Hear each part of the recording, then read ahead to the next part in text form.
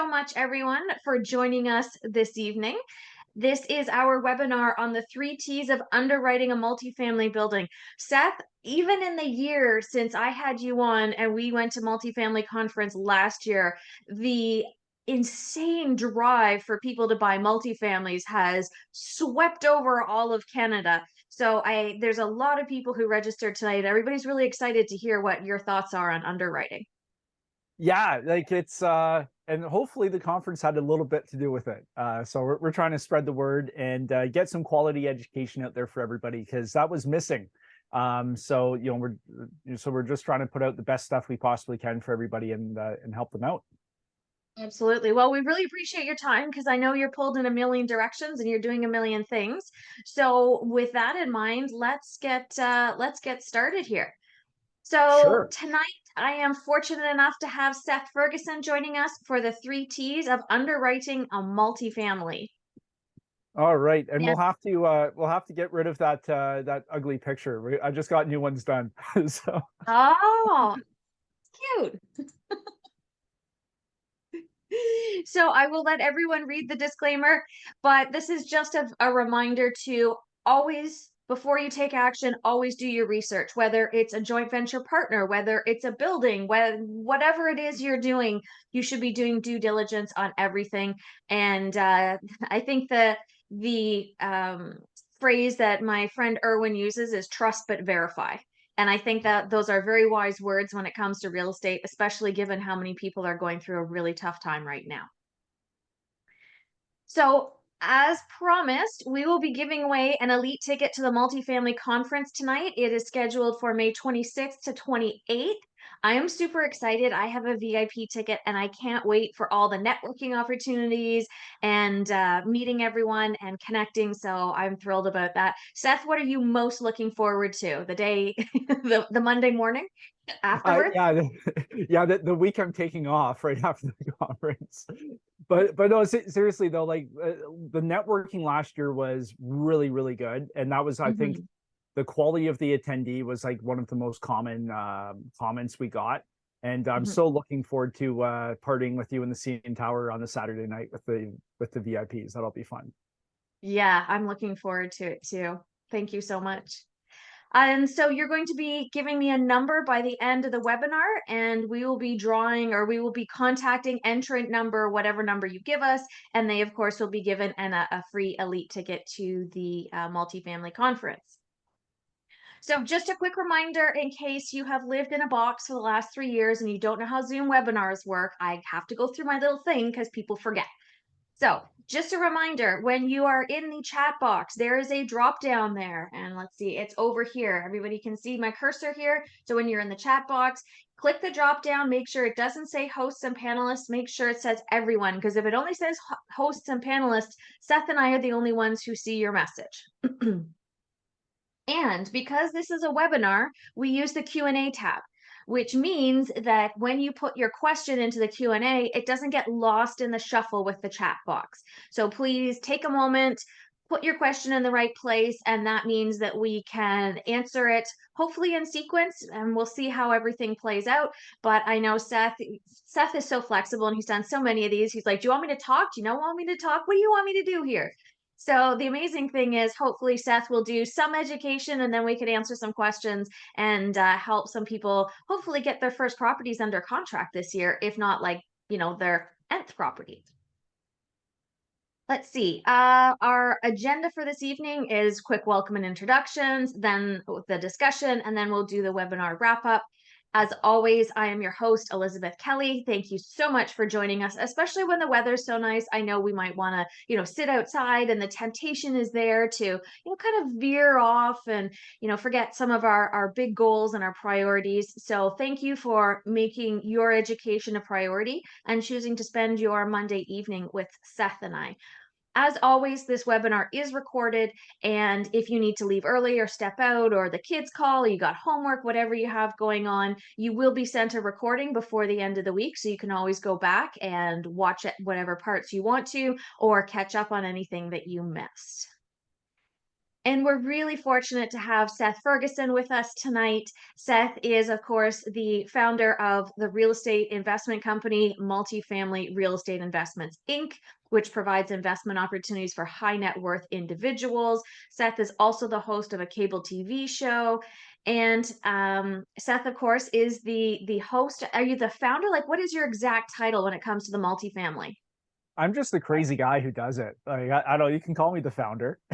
The face of the multifamily Yeah. conference. You are also a former professional and junior hockey referee. You play the bagpipes and you're a huge history nerd. Now, I would still like verification of the bagpipes, Seth, because I remember asking you to do a reel playing the bagpipes and you told me no.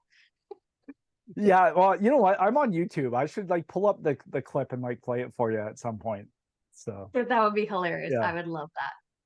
Well, thank you so much for joining us and sharing some of your extensive knowledge on how to underwrite multifamily buildings. We really appreciate it.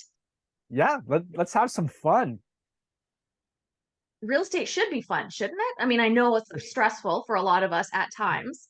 I think I pulled out most of my hair on my first multifamily deal that I did. It seemed like anything that could go wrong went wrong. Is that your experience that you've had in multifamily? Oh, that's like life in general, like, or business in general, right? Like Yeah. everybody's got a plan until they get punched in the face. So, Maybe we should make plans for when we get punched in the face and then it's easier. yeah, you know what? That's what Darcy, my fiance, says all the time. She's like, "You didn't see this coming." So, yeah, it is what it is. You have to be flexible and you have to be able to just go with the flow sometimes and problem solve. But like that's like real estate, Absolutely. right? Like we're solving problems. That's kind Yeah, of our number one like role with this kind of stuff. And that's uh, and awesome. that's and that's a great segue into underwriting because we're just dealing with problems and looking under the hood with properties. Yeah. I'd like to get a quick sense here of everybody who's here. Can you tell me if you have bought a multifamily before? Just we'll get a sense of, kind of who's in the room. John, I know you've got lots. You got lots of multifamilies over there under your belt. Mm, Oh, pretty even split, I would say.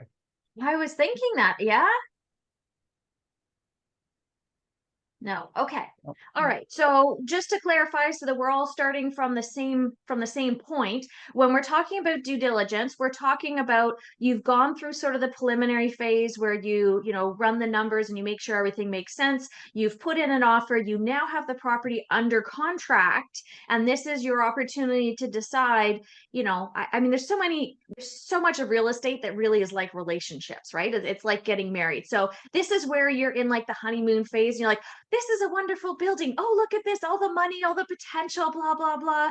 This is the part that a lot of us have challenges with is what are the red flags we need to look for and how do we know if it's a deal breaker?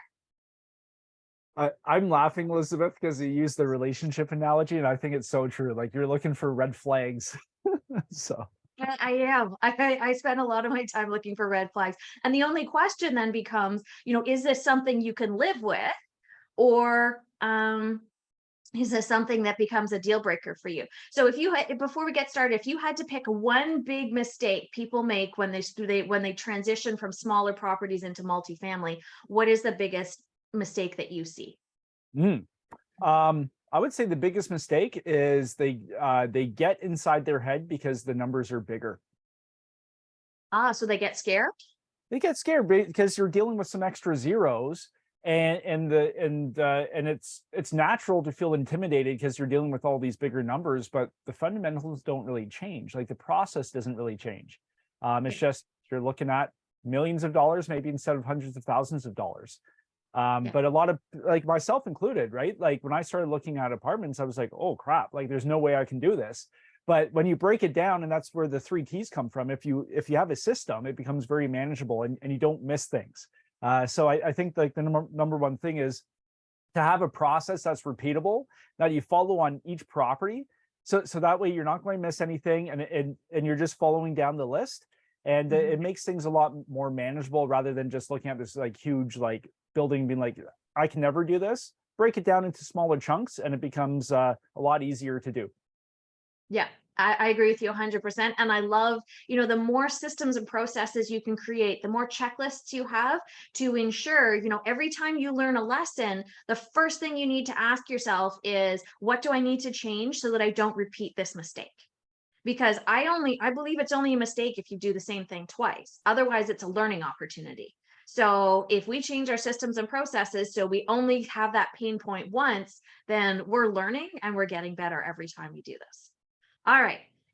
Okay. So my thing that I'm seeing a lot lately that's really challenging is people are buying buildings when the numbers aren't working because they think that they see everybody else around them taking action and they think that the problem is with them, that the numbers don't work. So they're just moving forward regardless.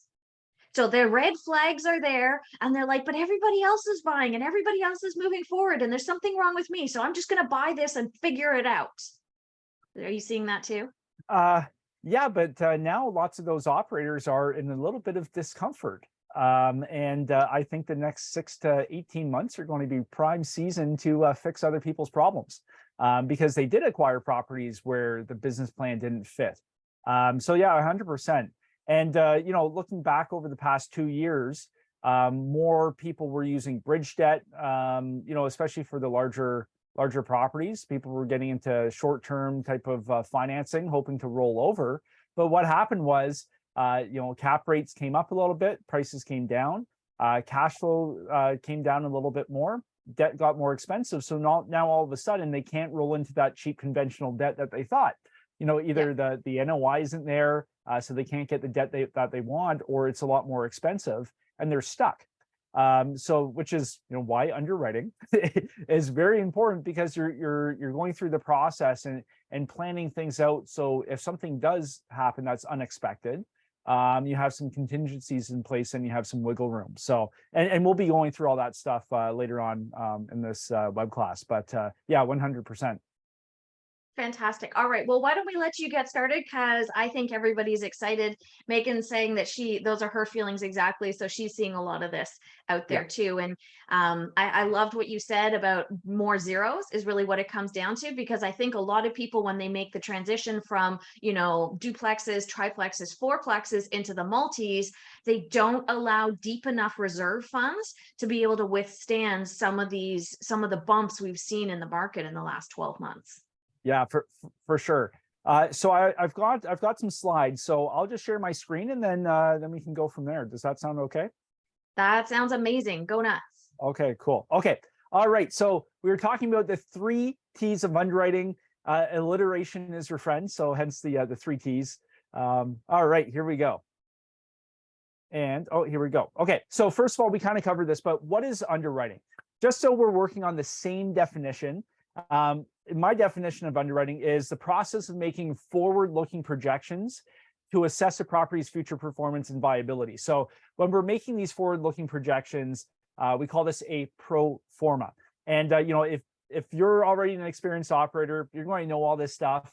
But I hope that you'll be able to take some of these frameworks that I've created and apply them, maybe if you're training somebody new or working with somebody who's just starting into investing. And then if you are a new investor, these frameworks are to help you. So feel free to steal them and apply them in your own investing. So in a nutshell, underwriting is all about making educated guesses about future performance. Nobody has a crystal ball except Elizabeth, but I think yours is out of batteries, you told me, right? So it's not working right now. Yeah, so that's the problem with it. Yeah, so we have to make educated guesses about future performance on a property. So we have to look at 3 specific moments in time, and this is where the 3 T's come in, right? We have to look at the property today, we have to look at the property tomorrow, and then we have to look at the property at the end. And to make it the 3 T's, we call it the terminus. So today, tomorrow, and the terminus, those are the 3 T's of underwriting. That's what we're breaking down today. So the number 1 rule of underwriting, if there is a rule to follow, the number 1 rule of underwriting is garbage in, garbage out. If you put garbage numbers and guesses in at the start, you're going to get crap out the end. But if you're running quality data into your model, you're going to get a better forward-looking projection or a better pro forma. Because we are making educated decisions or educated guesses about future performance, we have to make the best possible educated guess or guesstimate that we can. So there's lots of different underwriting models, but generally speaking, the larger the property, the more complex things get, right? There's more zeros, there's more systems in place, there's different things at work. And there's a lot of helpful, like really helpful Excel-based underwriting models that can help you out. You can do a Google search, like I've got one, like so many people have a model that you can use. Find one, learn it, and apply it to every single deal so you're building that repeatable system. But all of them are going to do the same job, but in a slightly different way. So for example, you might have two different models from very, like two great models, but they're going to be looking at the property in slightly different ways, and you're going to get slightly different results. So it's really important to find a model that works for you and the reasoning behind why the model's doing certain things, and then apply it. And I guess I should say that underwriting is more like an art form rather than an exact science, right? Because we are making educated guesses and future performance. So it really is an art. It's not like you just input the numbers and then it is what it is. You have to have some finesse with it and some massage skills. But do you really need a fancy model? The truth is you don't. In a pinch, you could actually underwrite on a piece of paper with a pen just to do a rough first pass. But if you're getting into the nitty gritty, it's really, really helpful to have that model working for you. So without further ado, let's get into the property today, which is the first T, today. So some basic information. This is what you need when you're first assessing the property today, right? You're going to need the address of the property. You're going to need the T12. So if you don't know what that means, that's the trailing 12 or the past 12 months worth of operating statements from the property. You're going to need the rent roll showing the unit type, the rent, any additional charges, all of that kind of stuff. You need an offering memorandum. Well, if you're going through a broker, so this is going to be the broker's listing package. It's going to look really, really fancy. It's going to have pretty photos and some numbers in there for you. You need to figure out the strike price or the purchase price or a rough price, what you're thinking. And then you need to know the physical vacancy, how many units are actually occupied and how many units are empty.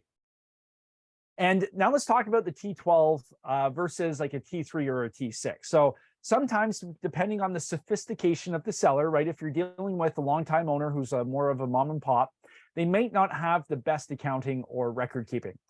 So sometimes you may not have a nicely put together T12 package. If that's not available, you want to get the most data you can. So that could look like a T6, so the trailing 6, or a T3. But the T3, like 3 months, it's really hard to see trends because you don't have a long enough road to go back on.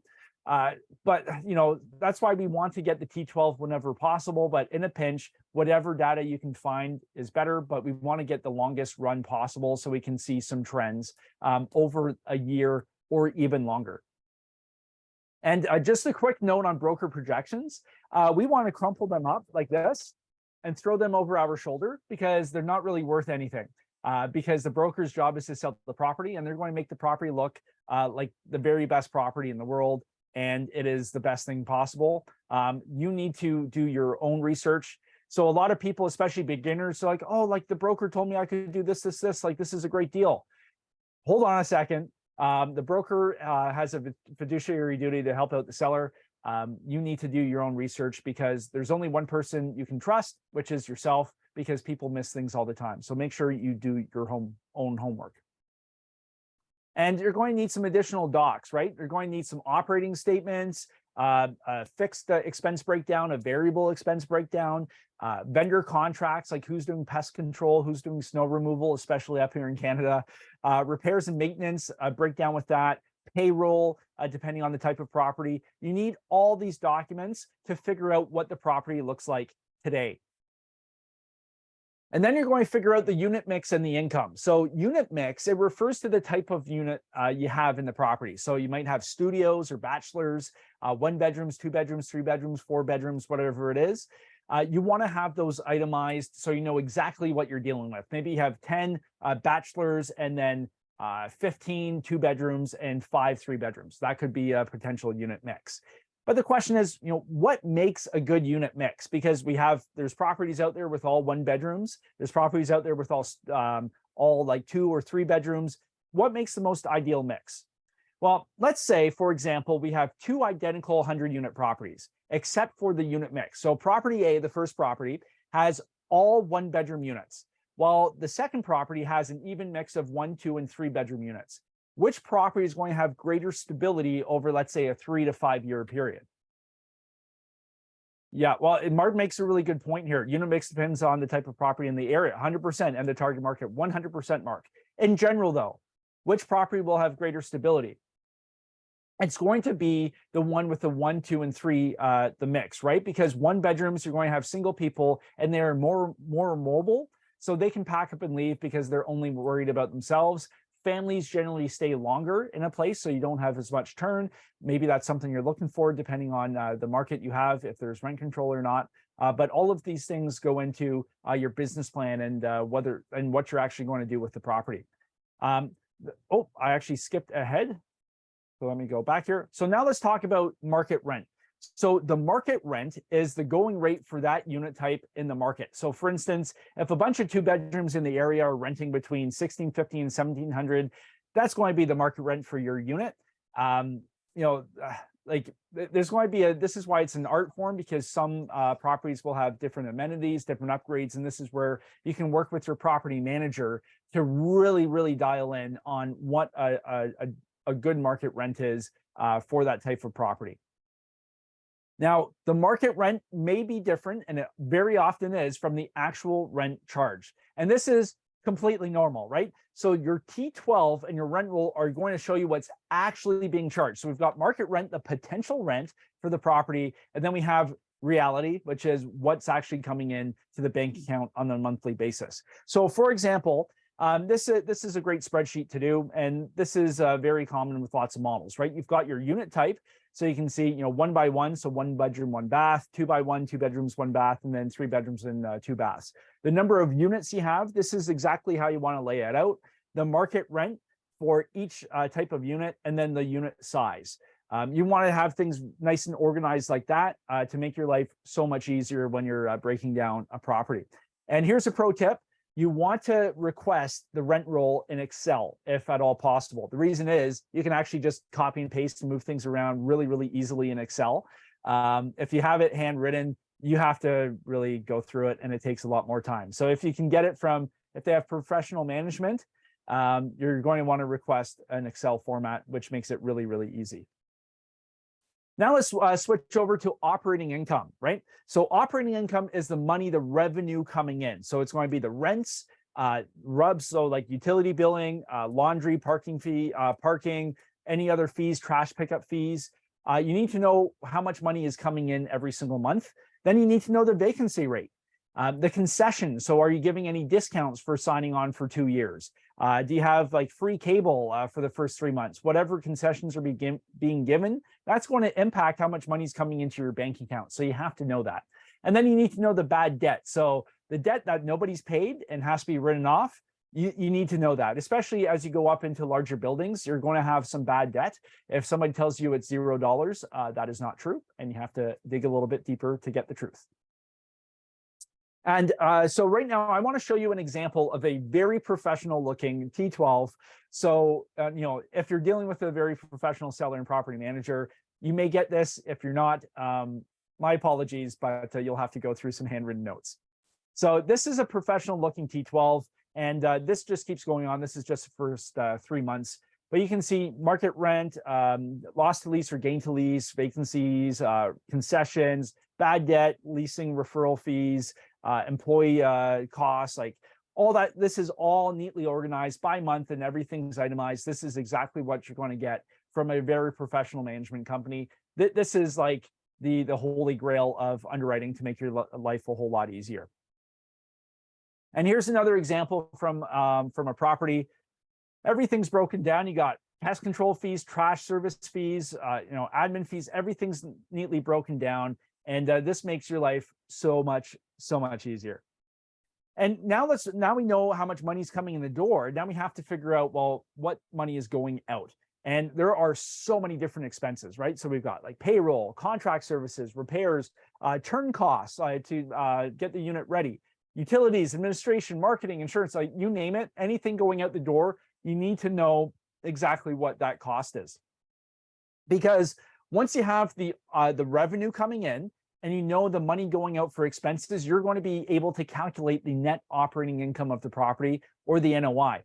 And quite often, and this is why I crumpled up the piece of paper and threw it behind me, the NOI that you calculate is going to be very different from the NOI that the listing package from the broker is going to say, because you're going to be putting everything in there. You're not going to be missing something. So details are important. So if an expense is missing and it's important, you must add it into your underwriting or make your own calculations and figure it out. Oftentimes, property management isn't included. It's like, oh, sorry, I just forgot to add this really big expense. Now the NOI is a lot less than I thought it was. Make sure that you do your own homework and you are satisfied that all the expenses in your model are accurate. So here's a couple things to watch out for the first T. Is there a trend one way or the other relating to income or expenses, right? Is income trending down?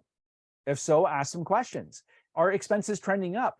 If so, ask some questions, and vice versa. Are there large recurring operating expenses, or OPEX, that are really mislabeled capital expenditures? So one thing people will try and do, just from a tax perspective, is they'll put their CapEx, so their one-time improvement costs, they'll try and sneak them into operating expenses. And that's going to change up your underwriting. So you really have to figure that out. Are concessions listed in the T12 accurate, or is the property really offering more discounts than they're telling you? Really important to find out. And then, is the market rent on the T12, is it accurate, or is it fairy dust or pie in the sky? Because oftentimes the market rent being advertised in the listing package is not accurate, because they're trying to paint a rosy picture because the broker is working for the seller. So make sure that you do your own homework and you figure out a market rent that you are comfortable with. So at this point, for the first T, we're looking at the property today. You should have your documents, the market rents, the actual rent, expenses, and then your income and expense trends, right? So now it's time to build out your model, and that's where we get into the second T. Elizabeth, anything you want to chime in on for the first T? Yeah, absolutely. One of the things that I love, and that was fantastic information, by the way, Seth. You can tell people are busy copying everything down, and I think there'll definitely be lots of people checking out the recording for sure. One of the things I always tell my clients is, at this point, don't expect anybody to spoon feed you with information. This is where you literally become like Sherlock Holmes, and you're like, I must get in there and I must find the right people to ask the questions to make sure that this information is accurate. And one of my favorite go-tos is, without a doubt, local property managers. One of the things that we discovered when we started buying in New Brunswick is that once you buy buildings of a certain size, garbage removal is no longer included with taxes. So now you're spending hundreds of dollars a month to get a garbage removal company to come in and dump the dumpster. And if you think you're going to be making $100 per door per month for an 8-unit building, guess what? Now you're making 25.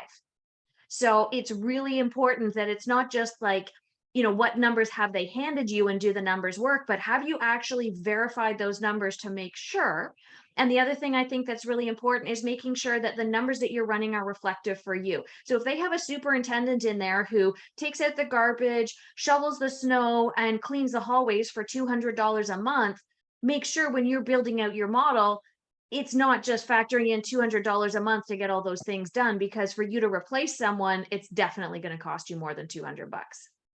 Yeah, 100%. And just remember, garbage in, garbage out. So you're doing yourself a favor by doing the work up front and asking the questions and getting the information. And this whole exercise, it's really designed to prompt more questions so you dig deeper into the property and go under the hood. Like the whole analysis and underwriting process is all about asking more questions. And because like as you're going through the rent roll, you're going to see some things, ask more questions. As you're going through the expenses, you're going to see some things, ask more questions. It's a whole discovery process. It's like somebody going on a date with somebody. Like lots of people will like do a whole bunch of research now before they go on the date. Like think of it that way. So, all right, let's move over to the second T, which is tomorrow. The most exciting part. So for this, for tomorrow, we're going to be focusing on 3 main components, right? Your acquisition costs, your financing, and the stabilization of the property. So for acquisition costs, it's going to cost us some money to acquire the property. Are we charging an acquisition fee to acquire the property? Yes or no? If so, is it 1%, 2%, 1.5%? Is there land transfer tax? What are the closing costs? What are the cash reserve requirements of the lender, or what are your cash reserve requirements that meet your criteria? All this stuff is important, and we need to figure out, because now we're planning for the property's future performance. The first T today was we're dealing with reality. Now we're starting to look into the future. With financing, are we assuming the loan? If so, is there a fee to assume the loan? What's the term of the loan? The interest rate, the amortization. Is it interest only for the first 3 years, and then it rolls into P&I, which means principal and interest? Are there lender fees? If so, what are they? We have to figure all these numbers out so we can actually build an accurate model that's going to give us good things, garbage in, garbage out. Now we work on stabilization, which is our business plan. What are we actually going to do to the property? What's our cost to renovate per unit? And what's the cost to renovate per unit for the exterior, right? Because we may be doing interior renovations, we may be doing exterior renovations, it may be a mix. Each property is going to be different. But as we're considering this, because we're planning ahead, how long will it realistically take to complete the renovations? Anybody who has done renos knows that there's always stuff that pops up. There's delays. So is it realistic to think you're going to renovate all the units in 12 months? Or are you better to say 18 months, right? We have to be very realistic. How is occupancy going to be impacted by the renos? So a lot of people, when they first start out, they think, oh yeah, I'm just going to renovate all these units, but they don't factor in the drop in rent revenue coming in because the units are vacant. So you have to factor that in and really think about, okay, well, if these units are vacant, how long are they going to be vacant as we renovate? And how will that impact my cash flow? And you always want to be conservative with your timeline. Always overestimate how long it's going to take you. And here's the biggest one. Get real quotes and use real numbers. Don't use general rules of thumb. It's great to use a rule of thumb just to do a quick pass to see whether or not the property is worth you taking a closer look. But as you're building out your model, just saying, oh, I'll just do $5,000 per unit, that's not based in reality. And that's where you get garbage out of the end of your model. So go through, have an itemized scope of work, go through with your contractor and your property manager, and really dive deep into what exactly each unit needs. And then you can put accurate numbers into your model, and you're going to get a lot better result out the end. It happens all the time. Make sure you're getting accurate numbers. Now with income, we're going to analyze income per type of unit 3 different ways. We're going to look at market rent. We're going to look at loss to lease and pro forma rent. Let me explain what I mean. So we already know what market rent is. We covered that in the first session. It's what the market is able to support in terms of rents being charged. Loss to lease refers to the income that's lost by under renting the unit, right? So for example, if market rent is $1,500 a month and the unit rented is $1,200, that's the current rent, $1,200. This is a loss to lease of $300 a month per unit. Right? Because the market rent, the market could support $1,500, but the unit is under rented. So we're losing money, $300 a month. That's loss to lease. Now, there's something called gain to lease. This is a lot less common, but it's where a unit's outperforming the market. And generally that doesn't happen, but that's called gain to lease if it does. It's very rare. Now we're going to look at pro forma rent. So pro forma rent is the projected rent once improvements have been made. So let's say, for example, the current market rent is $1,500 a month, but after you're going to replace the kitchens, the cabinets, the flooring, and do some painting, the pro forma or the projected rent is going to be $1,900. That's your best calculation or your best estimate based on market comparables today in the marketplace. So this is how you're going to figure out your model. You're going to have the same setup as before, but now we have market rent here, and then we have pro forma rent. So you're going to put in all your market rent, what's being currently charged in the marketplace, and then you're going to build in your pro forma rent, and these are your forward-looking projections. And you always want to be conservative and have and have a realistic comparable that's currently supported, right? So if you're going into a marketplace, you're not just going to guesstimate, oh yeah, I could probably get an extra $500 per unit. No, look at the type of property you have that you're dealing with, and find other properties in the area who have done similar renovations and see what they're currently renting at. We're always looking for proof in the current marketplace. We're not banking on future appreciation in terms of rents. Post renovation. So now we have to project a whole bunch of values for a lot of different things. So we have to look at the annual rent increase, and you want to be conservative.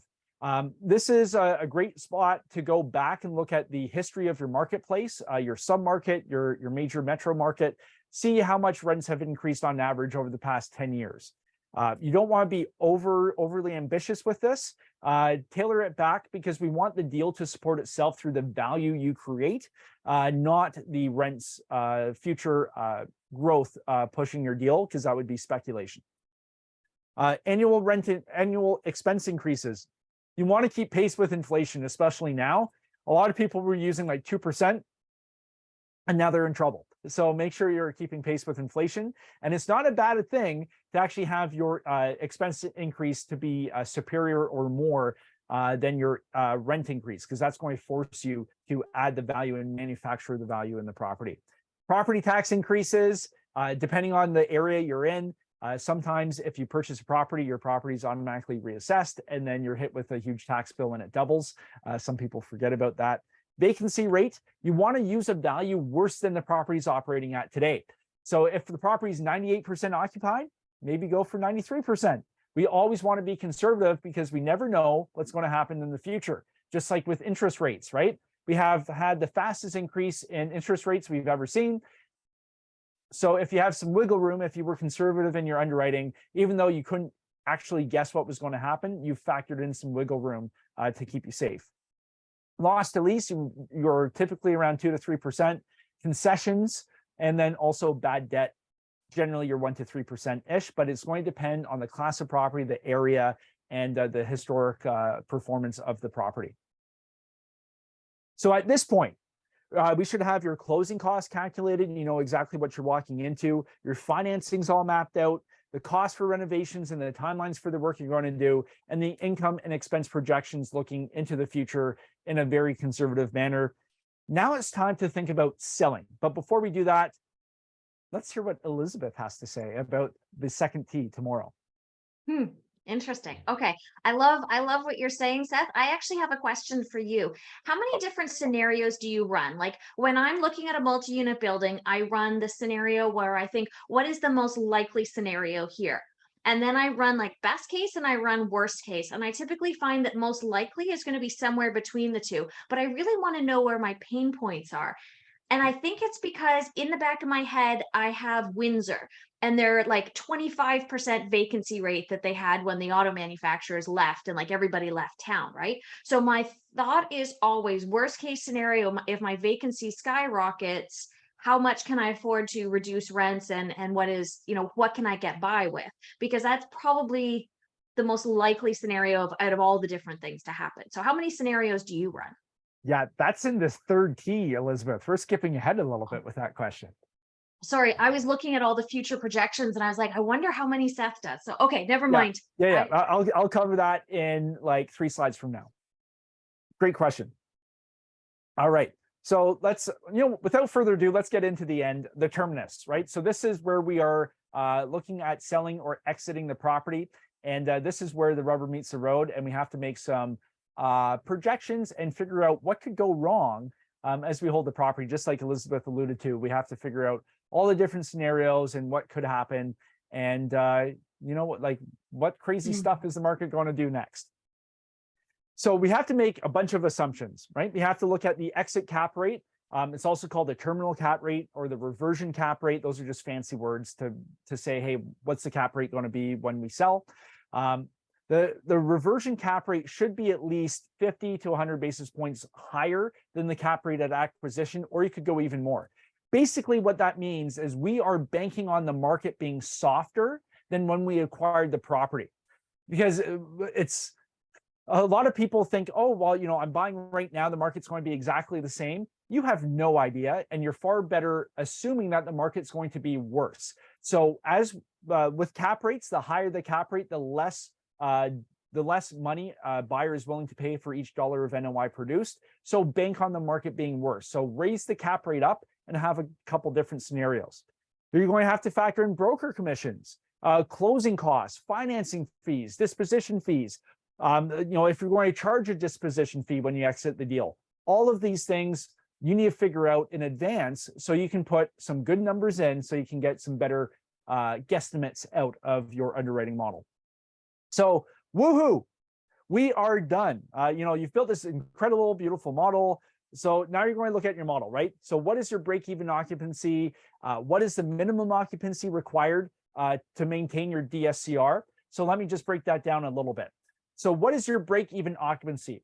How many units have to be occupied for you to meet all your obligations for debt and your expenses? Is it 70%, 65%? Because this is going to give you a pretty good indication of where you have to operate the property at. What's the minimal occupancy required to maintain your DSCR? So your lender's really going to care about this because they want to make sure that you're able to pay them. How do these numbers compare to the property's historic occupancy levels, especially during downturns? So take a look at how the property performed during the past 2 recessions. What was the occupancy like? What was the market occupancy like? Did it drop by 10%? Did it go up? Like you have to look at these things to have a better idea. We don't have a crystal ball, but we have past performance, and past performance is generally a pretty good indicator of what the future will do. So look at all these numbers and really think about it, dig in. And is it realistic? Never bank on the market being exactly the same as it is today. So now that you have this nice, organized, beautiful model that you have spent tons of hours on, it's time to break it. We're going to nuke the whole model. And this is exactly what Elizabeth was talking about. We are going to destroy all your hard work and tear it apart. So some Excel models are going to have some stress tests built into it, and those are really, really handy. If that's the case, great. It's going to make your life so much easier. But if your model does not have stress tests built in, what you want to do is you want to save duplicate files, like just save a whole bunch of different copies.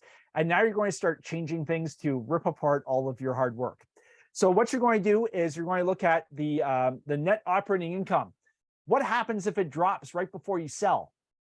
Does the property still work? What happens if your income, your NOI drops by a significant portion? At what point does it break? How much NOI decrease can you sustain? What happens if the cap rate increases at exit? So the market gets really, really soft. At what point does your deal break? You need to know where your deal starts falling apart. Assume no sale at exit. So let's say the market goes to shit or the market goes to crap and you can't sell the property.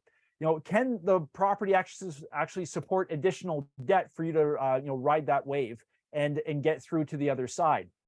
If so, where does it need to be? You want to find out all the weaknesses of your model, so then you can make some tweaks in your underwriting and your business plan to shore those things up. So some questions to ask. Does the deal still work if I do X?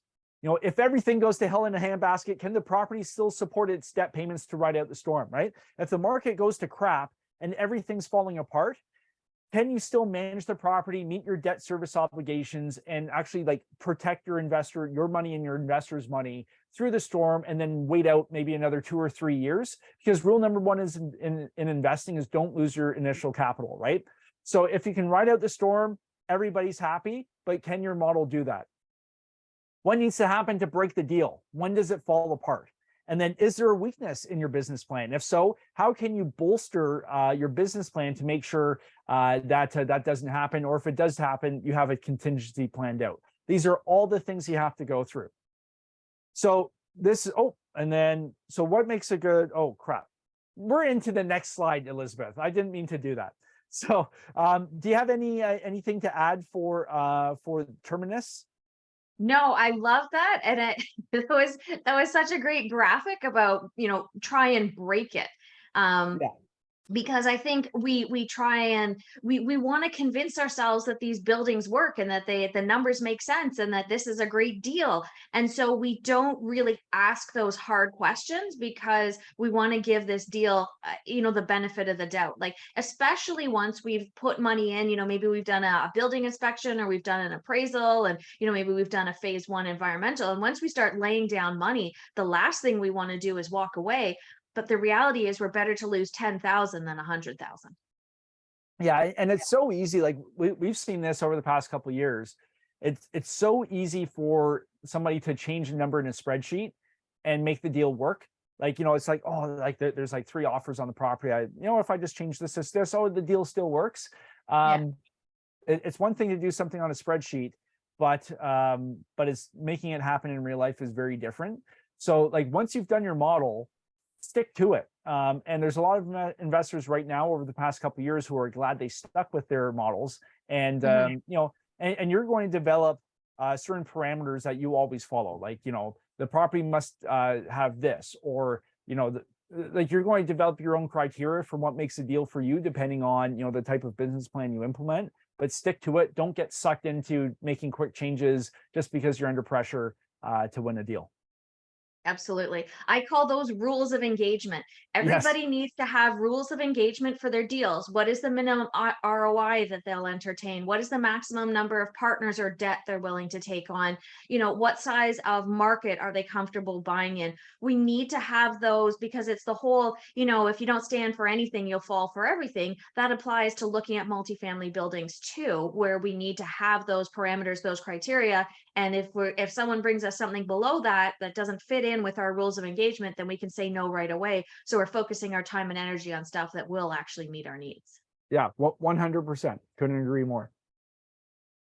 Did you see Teresa's comment there? She asked if it was Oh, possible to about slides or a written form. If you have something, she's like, there's literally so much information.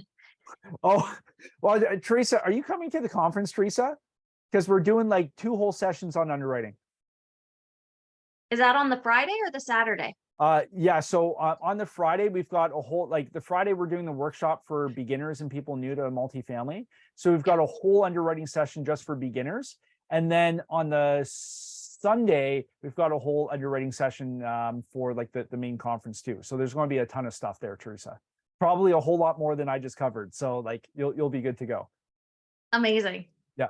Yeah. Sweet.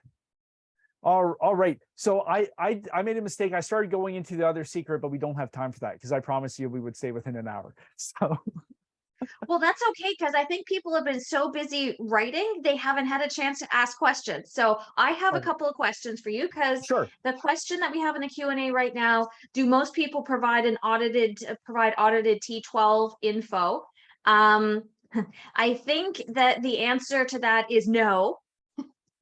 Most sellers are not super transparent, honest, open with their in the true income and the true expenses. Now, the opportunity that comes from that is once you put on your Sherlock Holmes hat and you've found all the deficiencies, then you can go back and ask for price reductions, as long as they're valid. Obviously, you're not going to go back and say this rent is $2 less, I want you to take 100,000 off my purchase price. That's not realistic. But if you find there's lots of deferred maintenance, and the rents are lower than they're actually saying, you can go back and revisit the price. Yeah. So it would be like, hey, you told me the roof was 5 years old. It's actually 12 years old. Like, and it needs some work. Like that would be a great opportunity. Absolutely. So I Yeah. have two questions for you while Okay, everybody else shoot. puts on their thinking caps. So Alberta, lots and lots of hype, and when I had Corey Spurley on a couple of weeks ago, he's like, Edmonton is the last place where the numbers make sense. What are your thoughts on that? Yeah, so Alberta's not like with what we're doing, like we're focused in the US, so we're not actually looking at Alberta. Like we're looking for 7 key market drivers when we're looking at markets. Certainly with Alberta, the policy aspect is good. But yeah, I don't think I can accurately comment on that because like we're not really looking at that market. So I can't give my opinion. Yeah, and that actually was kind of where I was headed. I was talking to so Christine said I'm also looking in the USA. I was talking to Dahlia Barsoom from Streetwise Mortgages the other day, and I said to her, "When was the last time you saw a multifamily deal in Canada where the numbers made sense?" She's like, "They are rare," and she's like, she's seeing hundreds a month, right? So the numbers in the US fundamentally right now, unfortunately, are better just because our purchase prices are so high and we most multi-unit buildings have such a high portion of um what did you call it again? Lease Oh, losses, loss leases. yeah, lost to lease. Yeah. Yeah. Yeah, absolutely. Okay, that's awesome. So do you mind sharing a little bit about your drivers? Oh yeah. So like it's not like they're not rocket science or secrets. Basically, we're looking for GDP growth, job growth, population influx. What's the age of the population? We don't want a population that's trending older because we Mhm. want able-bodied working people. So like if you look at the Sun Belt area in the US, you've got huge influx of workers going in there. The economy's churning on all cylinders. You got business making money. And what happens when people move to an area, right? They're going to rent. And then you have more people competing for the same amount of units. And then we also have to check, like there's a whole different like presentation on market drivers. But then we have to look at, how many units are coming online, what's the absorption rate. But generally speaking, you're going to see a negative absorption rate at that point because that you can't put units online fast enough. You're going to be looking at barriers to entry. So, for example, can you just build a unit willy-nilly? If so, that might dilute the supply. Or is it really hard to bring units online? Or is it really expensive? And that's going to make buying something existing a lot more attractive. So all of those things go into it. But generally speaking, you're looking for a healthy economy with good policy. Mhm. That's not going to strangle the growth of business in the economy. Mhm. Perfect. And when you say policy, are you referring to the landlord tenant board rules? Are you referring to, bylaw and municipalities and how open they are to new housing Yeah, being built? yeah, everything's really combined into that, right? You're going to look at, how friendly is the province or the state? Is there rent control? If so, what are what are the requirements? Like Ontario is pretty restrictive. Lots of people complain about California rent control, but if you look at Ontario, it's worse. And then landlord tenant board, especially in Ontario, there's some issues there. And then we're also going to look at tax policy, right? Like what's the tax treatment people get? Are there incentives? Because the more business friendly the tax strategy of that location is, the more business can go there and flourish. Like look at where all the major companies are moving right now. They're moving for a lot of good reasons, and tax is one of them. And that's why people are fleeing the coast, right? California and New York, people are leaving. They're looking for more affordable living where they can get a job.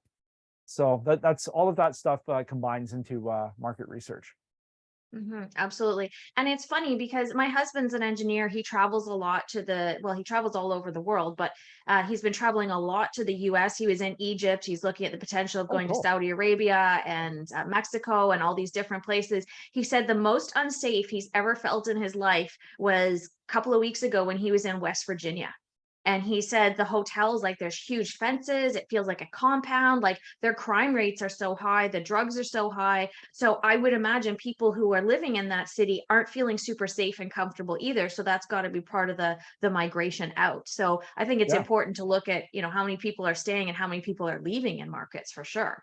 Yeah, so you want to look at net migration numbers, like where are people moving, and there's some really interesting maps out there that will show you the loss of population or the gain of population, throughout the country, both Canada and the U.S., and see where everybody's moving, Yeah. and look at the forward-looking projections there too, and look for the next 10 to 20 years, and that's going to show you where business is probably going to be booming. Yeah, absolutely. I love that. Do you have a few more slides that you want to throw up there? Because we've got some extra time here. Oh, I can go as long as you want. What So, do you think? Maybe we can let people. Do you want Seth to keep going? I have a question for you while people are answering Seth. sure. Everybody's like, yes, please, more, more. Oh, okay, great. Okay, cool. All right, keep going. All right, so here, let me share my screen again. All right, so now let's talk about what makes a good deal, right? Because we need to have some metrics that we use. I call these metrics that matter. And it's just going to tell us if the deal is good or not, and so we can measure our performance. So we're going to be, this is an example, underwriting model. It spit out a whole bunch of numbers for us. We're going to see IRR, equity multiple, COC, which is cash on cash. These are some metrics that matter. So we'll just break these down. And Elizabeth, just so we're not here for the next like 45 minutes, we'll be, maybe I'll just do like a bird's eye kind of approach with this, just to wet your whistle for the conference. So cash on cash return, it's also called the cash yield. It measures the cash flow produced relative to the capital you've invested. So it's often used in an annual type of example, right? So the formula for that is cash flow divided by the cash invested, and that's going to give your cash on cash return. So for example, investor A invests 100 grand and earns 7 grand a year. You take 7 grand divided by 100 grand, which is your initial investment, you get a 7% cash on cash return. And in this example here, you can see year 1, year 2, you're all the way up to year 5. The cash on cash return varies because we're implementing the business plan, and the property is the performance is going to improve. So in this example, the average cash on cash return is 8.2%, and you can see it increasing there. So the advantage of cash on cash return is that it's straightforward and easy to understand, right? Most people understand cash on cash. The disadvantage of this is it doesn't take into account the time value of money and the opportunity cost. And that's why we have to flip over to something else, which is called the internal rate of return, or IRR. So the IRR not only measures the return of the investment, but also the length of time the money is tied up in the deal or in the investment, right? Because we know the time value of money. $1 today is far more valuable than $1 tomorrow, or a year, 5 years, 10 years from now. So when we get the money back is really important. So an investment that returns dollars sooner is more valuable because it's actually giving us more powerful dollars back. So there's also opportunity costs, right? So if the investor can use return capital into another and put that into another project, they can then multiply their earnings and really get that money working as hard as possible rather than keeping it tied up for 5 years. So for example, let's take a look at the same deal, right? So we got deal A and deal B for a 5-year hold. It's a $100,000 investment that generates $8,000 a year in profits. Deal number 1, 100% of the money comes back in year 5, right? So we get 8 grand, 8 grand, 8 grand, and then we get 108 grand in year 5. Deal B, you get 50% back in year 2, and then the other half in year 5, right? So it's 8 grand, 58, 8, 8, 58. Which deal is going to have the more valuable IRR? Right, so the IRR for deal 5, IRR 8%, but because we got money back sooner, the IRR increases to almost 11% for deal B. So same returns, just the money comes back at different times. This is really, really important when we're looking at deals. Example 2, so we have no cash flow for deal A, no cash flow whatsoever, but 50% is returned, 50 grand is returned in year 5, and then 100% of capital is returned in year 5. So you get 150 grand back at the end. Deal B, we get 8 grand a year in cash flow, so we only get $40,000 total instead of 50, but then we get half returned in year 2 and then the other half in year 5. So we're making less money total, but what does this do to the IRR? Oh, and I just clicked the wrong button. So the IRR for deal A is 9.86%, but even though we're earning less money in deal B, the IRR is higher because we're getting more valuable dollars. So this really plays into investments. So because IRR reflects both the return and the time value of money, it's the preferred metric most investors are going to use. So if you're speaking with an investor, they'll generally talk about IRR. If they're a more experienced investor, there's other things, other measurements, but IRR is very, very common.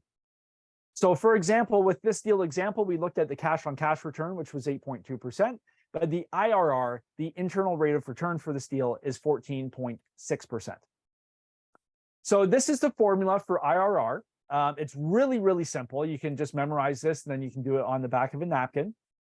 But don't worry, there's different like deal analyzers out there, like the models we talked about. They're going to calculate the IRR for you, and it's going to be a breeze. You don't have to do that complicated example.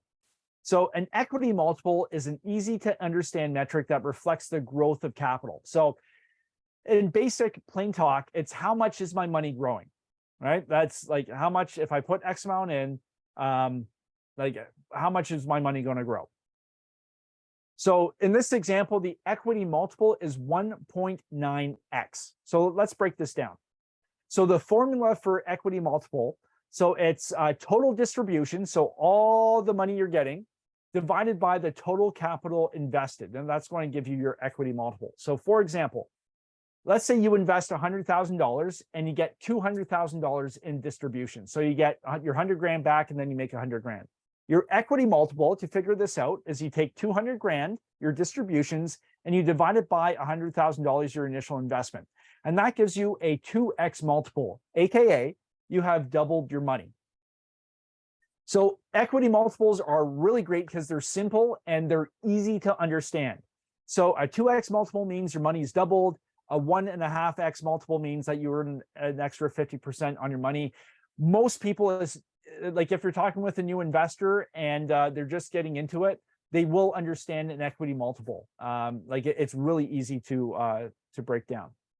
So cash on cash return, internal rate of return, and equity multiples, they each tell the same story, but in different ways. So all three, you have to use all three together to build a complete picture of the property. You can't just focus on IRR. You can't just focus on cash return. You can't just focus on your equity multiple. You have to use all three because it's telling you the same thing, but in a different way. So congratulations. We all know the 5 underwriting secrets, but you have to wonder what comes next, right? So you know the 3 keys of underwriting, and then we threw in the bonus of the metrics that matter, but that's really only a small part of the entire puzzle. Multifamily, I describe it as an interconnected web of different systems and frameworks that you have to mesh together to actually make a deal work. I know Elizabeth is going to give you one solution to that, which she's giving away a ticket for. So I will pass things back to Elizabeth to take it away. Oh, thanks, Seth. I appreciate that. We do have a couple of questions Oh, if yeah, you've got a second to answer. So Megan had said, which states are worthy of investing in, or where are you investing? Yeah, so we're actually about to launch our fund. That's coming up at the conference. Really excited for that. And we're focusing in the Sun Belt. So like Florida, Texas, and then we're looking at some stuff in Arizona as well. So those are the markets that I'm really excited about. I feel like the numbers work there, like the long-term drivers are quite strong. So that's where I'm focusing. But that being said, like I've got friends who are crushing it in the Midwest. I've got friends crushing it here in Canada. You have to figure out what's important to you. What type of portfolio are you going to build? Like I know, Elizabeth, you run through an exercise like building out, your vision and building a roadmap. I do something similar because the portfolio you're looking for is going to be different to one that, I would want to build. And I'm going to make different decisions based on the properties I'm looking at. So, but yeah, that's kind of what we're going after. Amazing. And if I remember, I did an expert interview with August Biniaz, who from CPI Capital. That's who you're partnering with, is it, in the US? Oh yeah. Yeah. So we were going to do this huge announcement at the conference, but yeah, I guess we'll announce it right now. So, yeah. August and Ava, great. Yeah. And then we've got some other people involved in the project as well with like I'm really excited about. But yeah, like it's basically what we're doing, because what we found is like it can be really cumbersome for investors to invest in US projects, especially with most operators. They don't understand the cross-border nature. So as Canadians, we know exactly how things operate, and we've made it like super simple. You'll be able to use like registered funds like your RSP and everything too, which like 99.9% of operators can't do in the US. So we're really excited. We'll have more details at the conference, but yeah, I'm like so pumped up. That's amazing. And is this the build to rent strategy that August and I were talking about? No. We're going strict multifamily value add. So everything we talked about today is like we're basically doing the same thing. Yeah. That's amazing. Oh, wonderful. Okay, great. And Mark had a question. He said, can you provide IRR without the complicated formula? Uh, I don't know what that means though. oh, yeah, you can, right? So like, Mark, most Already answered. models, Okay. yeah. So most models out there are going to calculate the IRR for you without becoming like needing a master's degree in mathematics. So yeah, the model you're using should just like spit out your IRR and then you just take it. So I hope that answers your question. But yeah, like I don't even know the formula. I have no idea. I just use the model. Honestly, I find RRR quite complicated. But I think it's a really important metric, especially when so many times we are purchasing properties right now that on the day of closing, they're cash flow neutral at best. And in all likelihood, they need cash injections for the first 12 to 24 months in order to sustain them through the transition period. So the IRR is a super important metric. Yeah, and like here's one thing to watch out for, right? So a lot of people they'll go into a deal and bank on doing a refinance in like year 2 or year 3. What's going to happen is like if that doesn't happen, let's say the market is like it is now, and you were banking on rates being at one thing and you can't refinance. What does that do to your IRR and your metrics, right? A lot of people will promise a refinance. That's a red flag because it's not guaranteed. And oftentimes they'll put the refinance in there to make the IRR look attractive. You take that Mhm. away, the deal's not as good as it looks. So always keep that in the back of your head as you're looking at deals. For sure. And Mark is asking what tool you use. My guess is you probably use your multifamily analyzer. Oh yes, yes. Yeah, there's a couple. Actually, like for the fund, we've actually custom built like a whole a very complicated one. One of the guys involved in the project, he comes from a bridge building background, so he builds these like $1 billion bridges. So like very talented in terms of modeling and numbers. He's built things that I don't even grasp. So yeah, yeah, Wow, yeah. that's wild. Um, Mark was admiring the t-shirts. Do you want to tell the story behind the t-shirts? Oh yeah, look at those babes. Nice t-shirts. Yeah, so this is the hottest selling t-shirt on the internet right now. Unit size matters. I thought it would be fun to do, and we will be having some of these at the multifamily conference, so you can get them. Elizabeth, do you want to do you like your shirt? Does it fit well? Like, is it comfortable? I love my shirt, and my mom is so innocent, bless her heart. She had no idea. She's like, "Oh, look, it's an art building." She's like, "That's a really cute shirt." Oh, poor mom. Yeah, look at those two Yeah. cute little like houses on the bottom. Yeah. Everybody else is like, "Nice shirt." My Yeah, mom's like, "Oh, that's so cute." yeah. So Do you wear it to the grocery store? I do not, but I Oh. will. However, you've reminded me. I will make sure it's packed and ready to go for multifamily conference. Nice. Yeah. So if somebody wants a t-shirt, like I think we'll have these like for sale at the conference too. And I'll probably be throwing some from stage into the crowd. So it'll be fun. Amazing, Yeah. amazing. I love it. Okay, um, so we have two options here, Seth. I'm going to put you on the spot. Are you ready to be on the hot seat here? Okay. Put me on the hot seat. Okay, so you have two options. One of which is if you want to be totally nonpartisan, you can give me a number between 1 and 45, and that attendee number that will be given the ticket. The other Okay. option is to pick somebody from the chat or somebody who's asked questions and award them a ticket based on engagement. What would you rather Uh, do? honestly, I haven't really been looking at the chat. Okay, good. Is that Okay, bad? so pick me Okay. a number between 1 and 45, and Mary Beth, my amazing, wonderful right side of my brain and my right arm assistant, will reach out tomorrow and let them know they want a ticket. Okay. Well, you know what? I'm getting married in August, so I'll choose 8. Perfect. I love it. Attendee number 8. So if you were an early bird tonight, you have a good chance of getting the multifamily ticket. Awesome. Anyone else have any questions for Seth before I move quickly into the wrap up for tonight's webinar? We'll give everybody a second.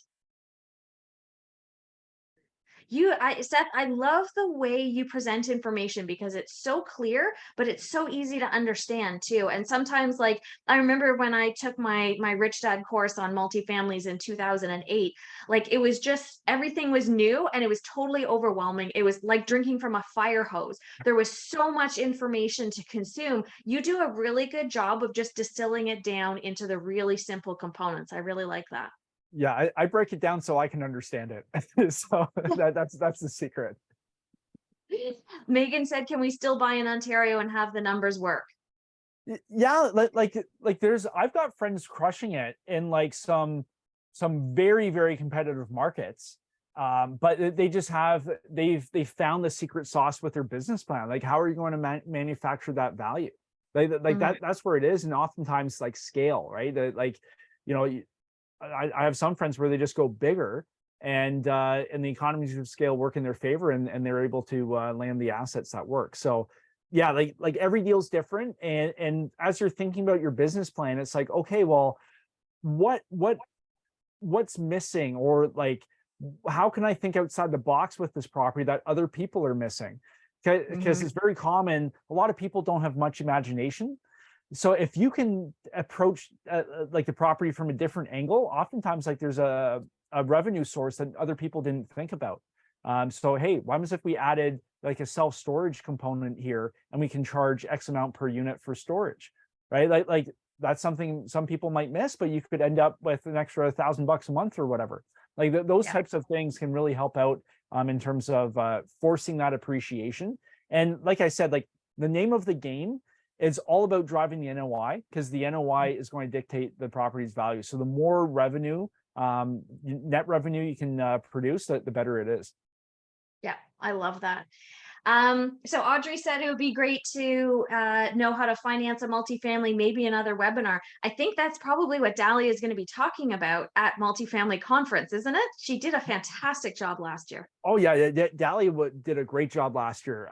Yeah, so Dahlia is 100% doing financing. Like that's exactly what she's covering. And then also for the beginners on the Friday, we've got like a beginner crash course in multifamily financing if you're just getting started. So that way when Dahlia is on stage, you're going to know exactly what she's talking about. Mhm. So yeah, like if you're a beginner, like we've got you covered. Just make sure you have the Friday workshop ticket, and yeah, we've got some great instructors there. That's amazing. And going back to your question, Megan, as well, I think one of the important components right now is finding properties that you can buy under market value. And there's a couple of different ways. Like you might have a great realtor who might be able to get you some pocket listings, or maybe yeah, I've seen a number of multifamilies starting to come out with wholesalers. I think I saw as big as 12 units in the last couple of weeks. That there's a wholesaler who's got a 12-unit building under contract. And the other thing is working directly with sellers. Choose your market, connect directly with sellers, build relationships. A lot of sellers right now understand the challenges with financing. They're willing to hold VTBs. They're willing to do things. They just don't want to own the property anymore. They don't want to manage the property anymore, but they're willing to work with you and, potentially generate some income in their retirement. So I think the opportunity to ask questions, be creative, and build your network, those are some things that are going to help you find properties where the numbers do still work in Ontario. Um, I mean, I wouldn't necessarily say you're going to find a multi-unit in Toronto um, that brings in, $1,000 a month in cash flow per unit. But I think there's definitely still opportunities out there, particularly in this if you've got an appetite for the smaller markets. Tabish says elite ticket includes the Friday workshop Oh, for the the workshop. multifamily. Yeah, so at the conference, you need to have an Elite Plus workshop ticket. So the workshop's an add-on for Elite tickets. It's included for Platinum and VIP. We are approaching capacity for the workshop room because it's done in a separate room.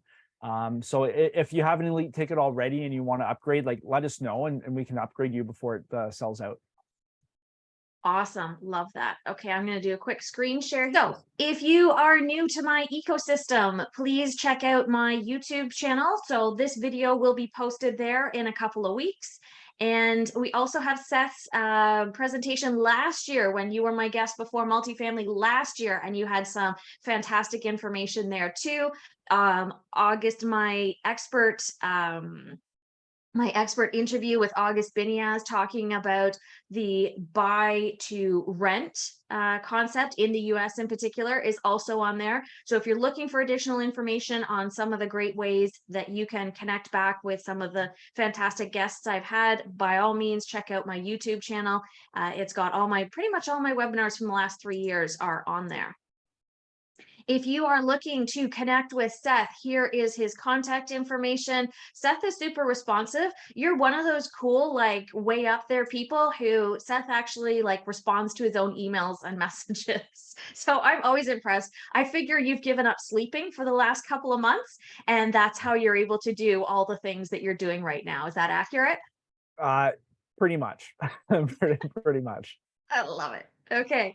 If I can help you at all, feel free to book a discovery call with me. I know there's a lot of investors. I'm doing probably between 2 and 4 calls a week with people who are struggling. Their portfolio is not providing the numbers that they need to see in order to be moving towards their goals. So if I can help out, book a discovery call with me, and I'm happy to chat and see if there's a way that we can get things turned around and get you back on track to your retirement goals or your wealth building goals, whatever it is that got you interested in investing in real estate. My next webinar is going to be the Monday night after multifamily. And it is going to be part 2. So I had Megan Hubner on, and we were talking about creating systems and processes to support rapid business growth. That was like an on fire webinar. So many questions. People just ask questions and questions and questions. So we've decided we're going to bring Megan back, and we're going to do part 2. And that will give us the opportunity to dive deeper into when you're starting a real estate investing business. What do you need to know? What do you need to do? And I think, Seth, part of the reason you've been such a fantastic and successful multifamily investor is because you have built some amazing systems and processes, and you've got a great team of people around you to support all of your growth. Yeah, like people are everything. Like it's like, and I'll be doing like a whole hour on how to actually build like a power team at the conference. But yeah, like people are huge, and then you leverage systems, and that allows you to be a whole lot more efficient. Yeah, absolutely. Absolutely. Anything else that you think would be helpful to include for the people who are here? Do you have rules of engagement? Like, what is your minimum? I get that question a lot. What is the minimum that you look at from cash flow or from cash on cash return, your IRR? I think Christian's IRR, the minimum Christian will look at is 30%. Yeah. So like we follow a different model. So like we want our deals to pencil out around 15% IRR. So Mhm. that's where we're looking to stay. Generally speaking, we're looking for deals that cash flow from day one, because we don't want to enter a negatively geared situation as we implement the business plan. But yeah, like we look like there's 2 value levers. I'm sure you've done webinars on this before, but we're looking on the physical improvement side and the operational improvement side. So we're looking for some meat on the bone. Generally speaking, like we're looking for 175 to plus in terms of bump that we can do on the rents. But every deal is a little bit different. But generally, from a bird's eye view, that's what we're looking for. Amazing. Well, thank you so much, Seth. We'll let you go and finish your dinner. I'm I got sure it you're, right here. yeah, I'm sure you've got probably another couple of hours before you're going to be able to go to bed, but thank Yeah. you so much for giving us your time and your knowledge. Thank you everyone for attending this evening. Hopefully you had a great time, and come and find me at Multifamily. I'd love to see all of you and get to meet you in person. And for those of you who are far away and aren't able to come, then, oh, Richie. Oh, that's fantastic. Richie's coming. Richie and Meg are coming from Halifax. That's Oh, amazing. nice. Yeah. So we will look forward, Seth and I will both look forward to seeing you there at the multifamily conference. And thank you, Seth. Have a good, I wish you lots of sleep and not too much stress Yeah. before the conference. Yeah, I'm taking the week off after the conference, so I won't be on your webinar on the Monday after. I'll be resting. That's okay. You say you're taking the week off like it's a voluntary thing. I think Yeah. maybe between your body and Darcy, the two of them are going to go, nah, that's it. We're out. Yeah, pretty much. Yeah. Fantastic. Thanks again, Seth. Have a great couple of weeks, everyone. See you at Multifamily.